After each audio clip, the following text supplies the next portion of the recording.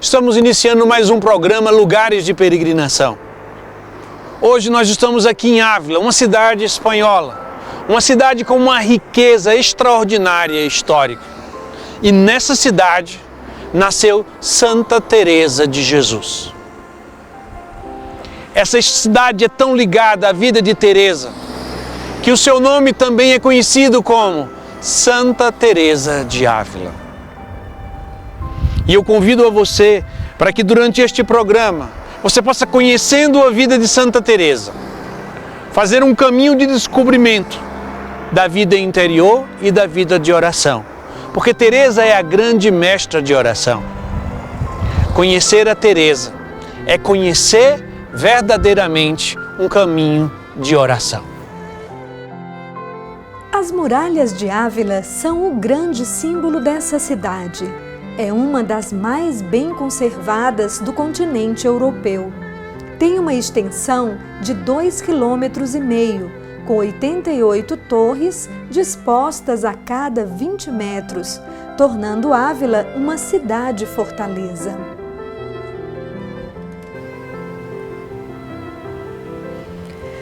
A muralha foi construída ao longo do século XII.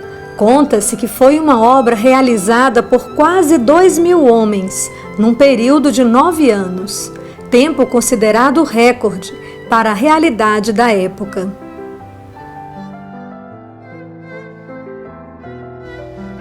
Independente do tempo que foi necessário para construí-la, a muralha é algo impressionante.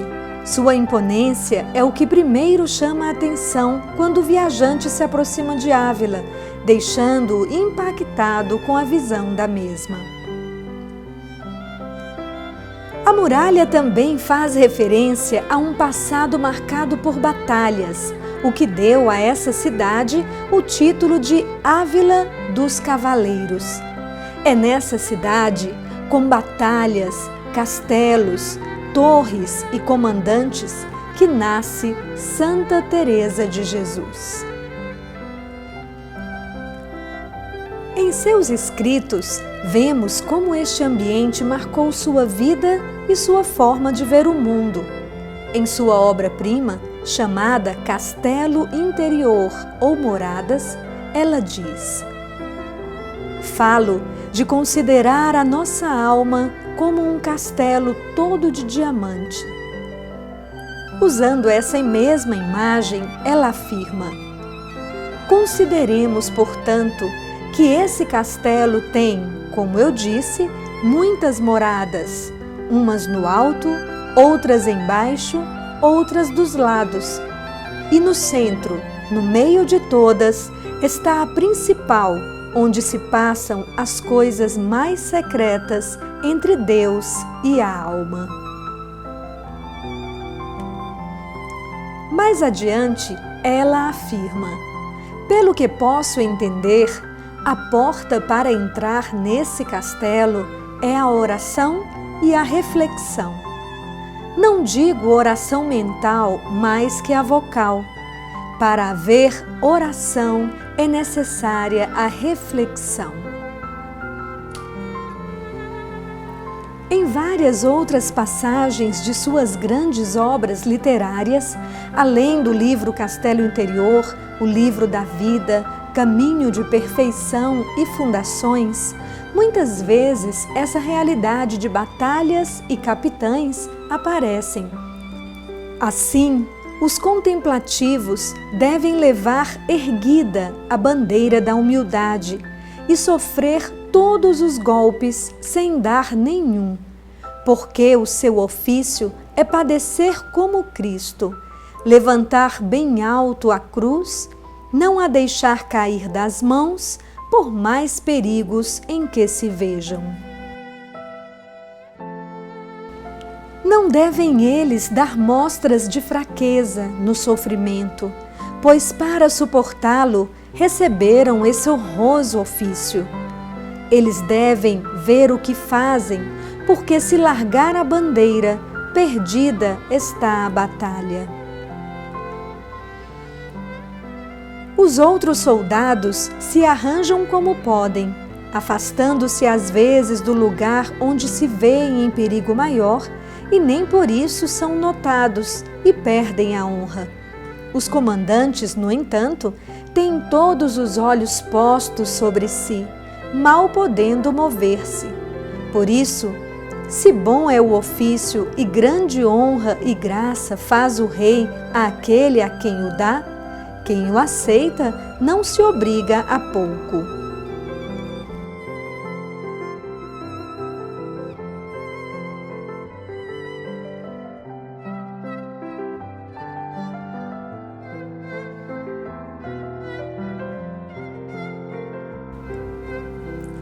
A Catedral de Ávila é considerada a primeira catedral gótica da Espanha. Tem uma particularidade: suas paredes de trás fazem parte das muralhas da cidade.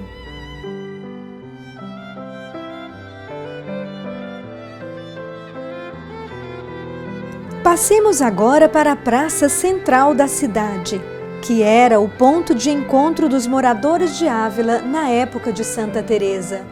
Ainda hoje é o centro da cidade medieval, isto é, a cidade que fica dentro das muralhas.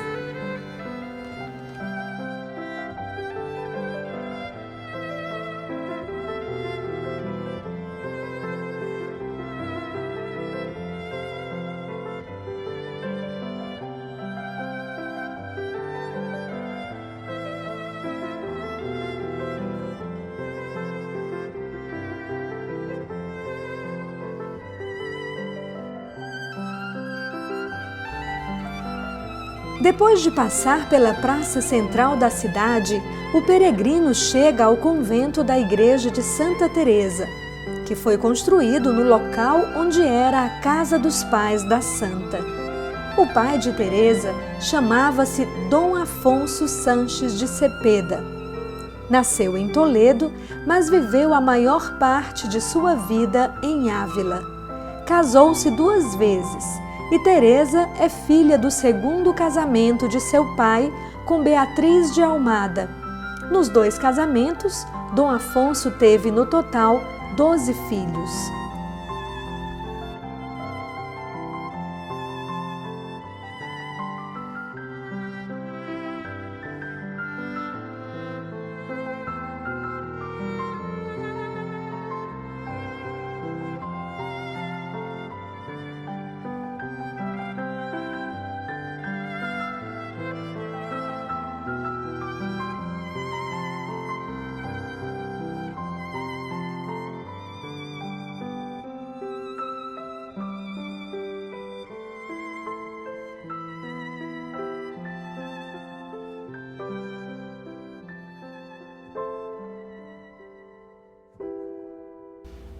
Ao entrar na igreja, o peregrino vê um estilo fortemente marcado pelo barroco.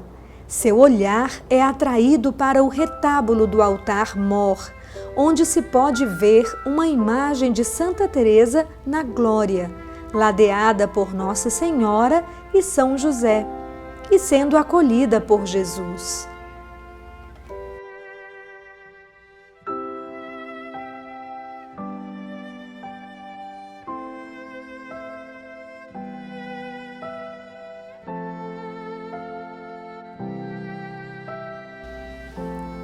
Podemos ver agora o local onde provavelmente estava o quarto onde nasceu Santa Teresa, decorado com o estilo da época.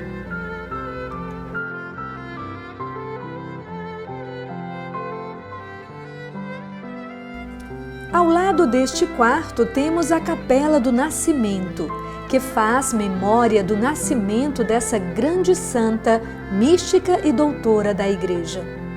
Ela nasceu no dia 28 de março de 1515. Falando do seu nascimento, ela diz: "Para vós, Senhor, nasci."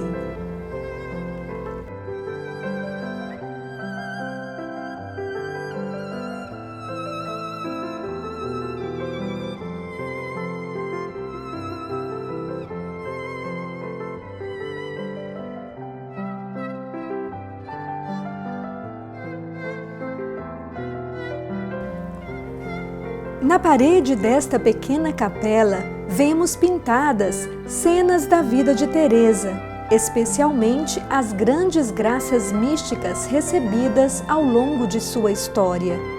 Destacamos a imagem onde Jesus entrega um prego, como sinal do seu matrimônio espiritual, mostrando que esta união está marcada com os sinais da cruz.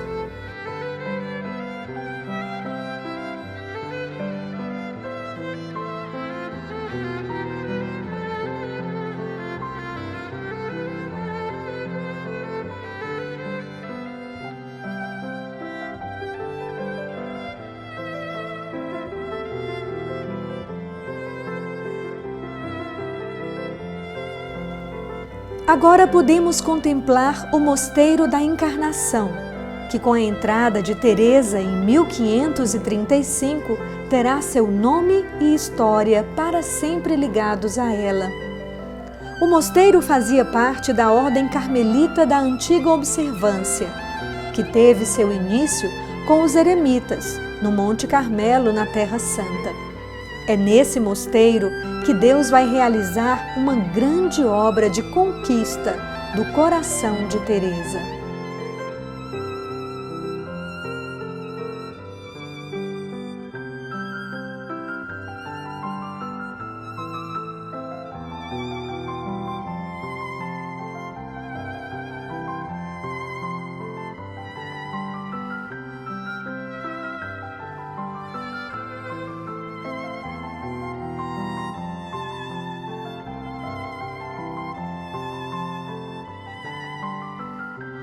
Estamos agora no Mosteiro da Encarnação, onde Teresa, aos 20 anos, fugindo da casa paterna, vem para entrar como monja nesse mosteiro, entrando por esta porta.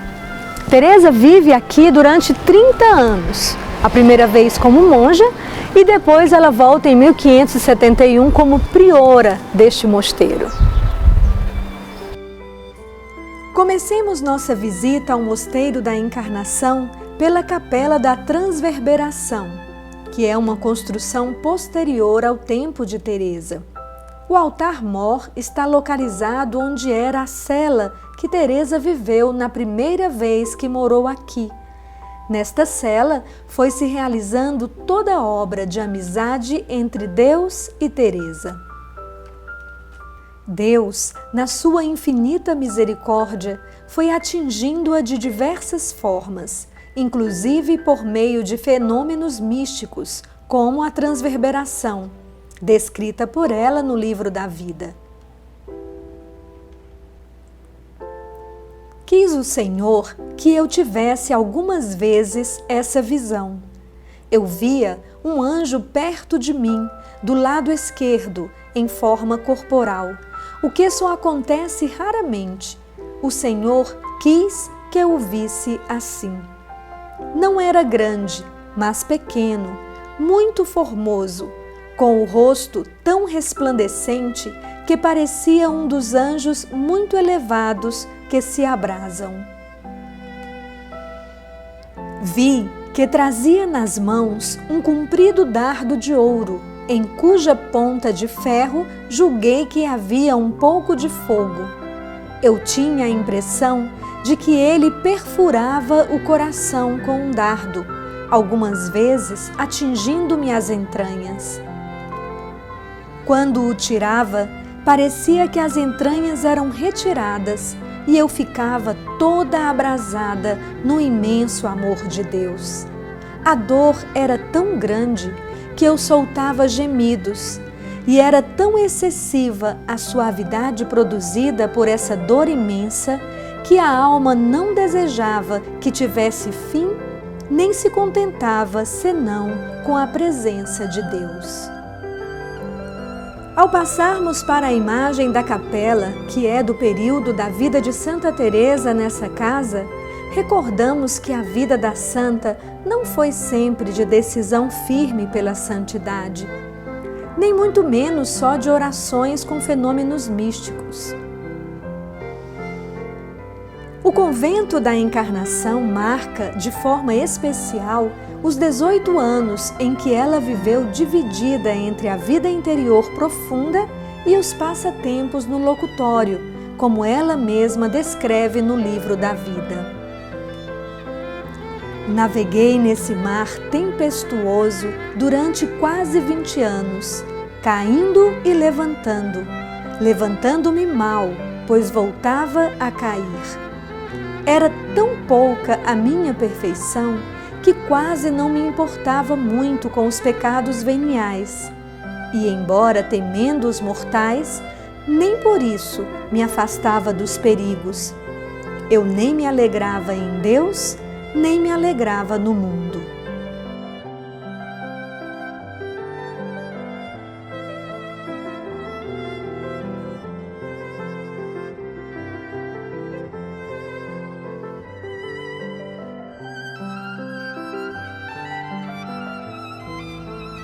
Nos contentamentos mundanos, era atormentada do que devia a Deus.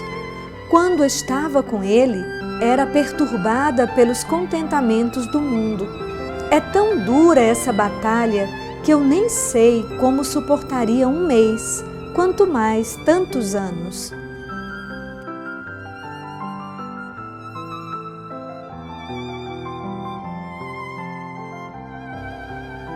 Na experiência desse período de bastante conflito, Santa Teresa dá um grande ensinamento para a vida de oração. Do que tenho experiência, posso falar. Quem começou a ter oração, não deve deixá-la, por mais pecados que cometa.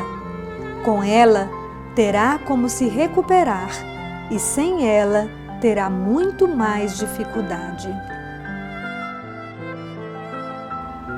Mais adiante, ela dá a definição de oração que marcará sua vida e fará dela uma grande mestra de oração. Para mim, a oração mental não é senão tratar de amizade, estando muitas vezes tratando a sós com quem sabemos que nos ama.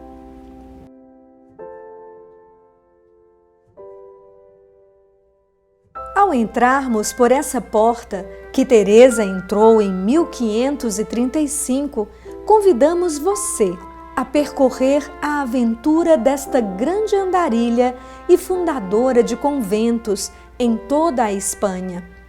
Esta aventura, antes de ser externa, é uma aventura pelos caminhos interiores do coração, para lá encontrar-se com Deus.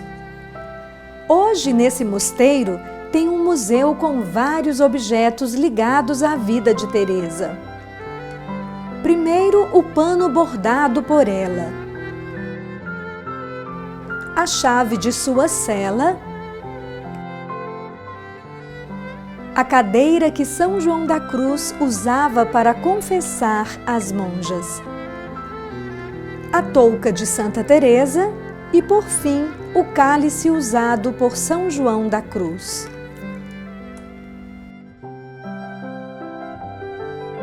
Ela vivia num ambiente do Mosteiro da Encarnação. Muitas monjas. A vida de oração já não era tão fiel. A maneira de convivência também era trazida de fora. Se uma pessoa era nobre, tinha mais posses, ela trazia, então tinha uma cela, um quarto maior, tinha regalias. As mais pobres tinham quartos menores e às vezes até passavam fome, as mais simples. Então Teresa olhou, observou, conviveu com tudo isso. E é claro, a graça de Deus começou aí a agir no coração de Teresa, na vida de Teresa. E foi aí que ela começou a ter essa experiência de Deus. E tendo essa experiência de Deus, quando uma pessoa tem a experiência de Deus, ela não consegue ficar parada. Ela experimenta algo tão bom, tão profundo, e depois ela quer compartilhar com outras pessoas. E foi o que aconteceu com Teresa. Ela fez uma experiência tão profunda da presença de Deus, deste Deus que caminha, deste Deus amizade, desse Deus que está aí conosco, que ela disse: quero criar um ambiente para que outras pessoas possam também viver esta experiência. Então foi aí que começou esta reforma. Então, a primeira coisa, ela queria conventos com poucas monjas. A princípio eram 12, a imitação do colégio apostólico. Para quê tão poucas monjas? Para que a convivência fosse mais próxima, para que uma pudesse conhecer melhor a outra. E, a partir daí, gerar um convívio mais profundo, onde, com a convivência com o outro, eu também me conheço melhor. E um ambiente de silêncio. Encarnação, muitas monjas. Difícil manter o silêncio. E poucas monjas, com uma vida mais simples, se podia manter um silêncio maior. E aí sim, nesse silêncio, uma maior intimidade com Deus. E essa intimidade com Deus, ela vai ter seus frutos.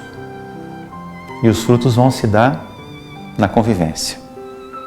Uma verdadeira e autêntica experiência com Deus transborda na vida.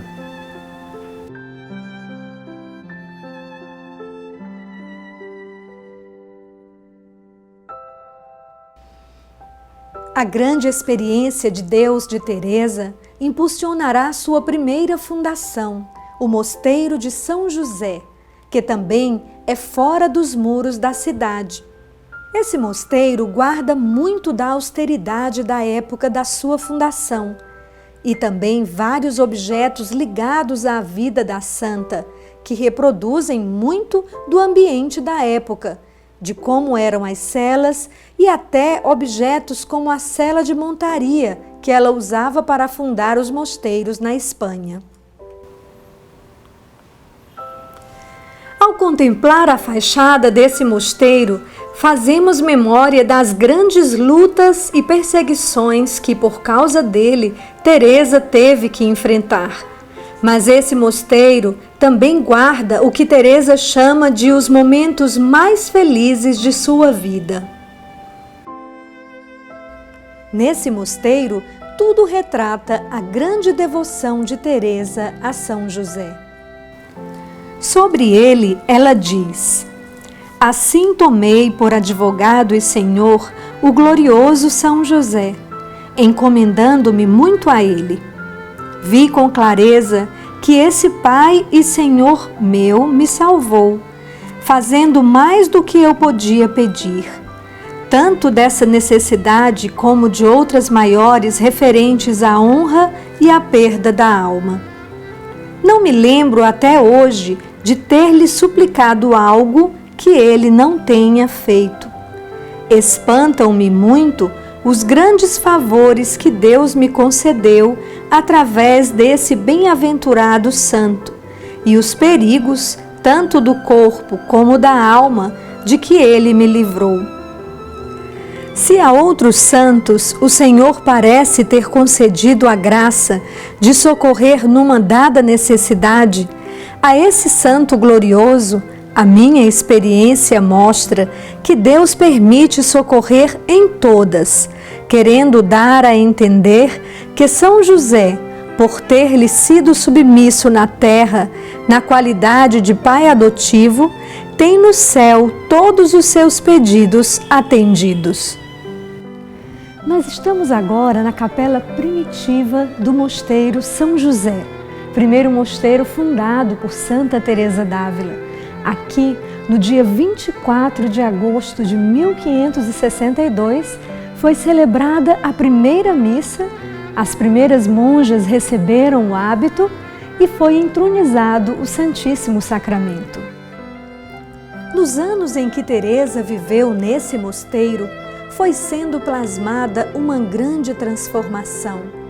Ela percebe que a Igreja precisa de sua oração e missão e assim começa a mergulhar num caminho de santidade eclesial e missionária, através da fundação de novas casas, que não só reformaram o Carmelo, mas toda a igreja foi influenciada por esse grande processo que ela vivenciou. Estamos diante do convento de São José, na cidade de Medina del Campo. Este convento foi a segunda fundação de Santa Teresa, na data de 15 de agosto de 1567. Mas o que mais importante aconteceu dentro deste convento foi o encontro de Santa Teresa de Jesus com São João da Cruz. Nesse encontro, Teresa convida João da Cruz a fazer parte da reforma carmelitana, fundando o ramo masculino.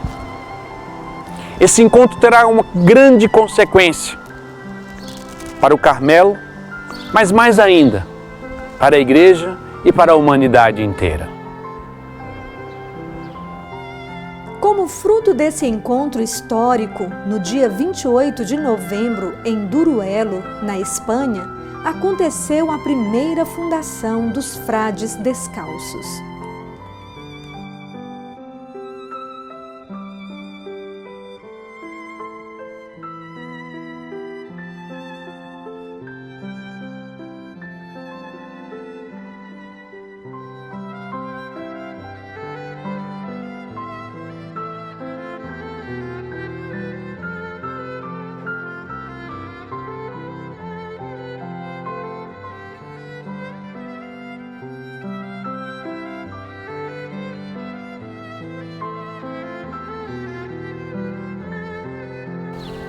Nós estamos aqui em frente ao Mosteiro da Anunciação, na cidade de Alba de Tormes. Santa Teresa passou seus últimos 15 dias de vida neste mosteiro, na qual ela entregou sua alma a Deus. Ao lado do mosteiro tem a igreja, aonde está o corpo dela. Então eu convido a você a, junto comigo, entrar na igreja para um momento de oração para esta grande santa que deu a sua vida a Deus em favor da humanidade. No dia 20 de setembro do ano de 1582, Santa Teresa chega a Alba de Tormes muito doente. Ela está com 67 anos de idade. No altar-mor desta belíssima igreja estão os restos mortais dessa grande santa, que ao longo da vida, por caminhos tortuosos, foi cada vez mais se identificando com o Cristo. Podendo dizer o que São Paulo disse: já não sou eu quem vivo, mas é Cristo que vive em mim. Essa vida de união íntima e esponsal com Jesus deu muitos frutos, como ela mesma escreveu no livro Castelo Interior. Obras o Senhor quer obras. No final da vida, Santa Teresa de Jesus tinha fundado, direta ou indiretamente, 32 mosteiros, 17 femininos e 15 masculinos. Juntamente com isso, deixou obras escritas como o Livro da Vida, O Caminho de Perfeição, Castelo Interior ou Moradas, o Livro das Fundações e outras obras menores que até hoje influenciam o caminho da oração de toda a Igreja. Teresa foi declarada doutora da Igreja pelo Papa Paulo VI em 1970, tornando-se a primeira mulher a receber esse título.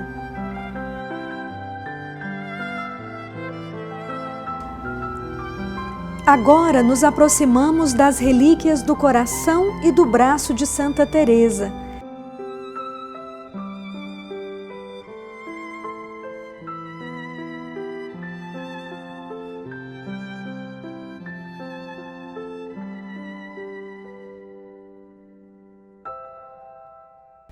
Por fim, contemplamos o local onde Santa Teresa entregou sua alma a Deus. Essa cela recria todo o ambiente desse momento sublime. Encerremos com suas palavras. Meu Senhor, chegou a hora desejada, que traz a felicidade de ver-vos eternamente. Sou filha da Igreja e como filha da Igreja morro.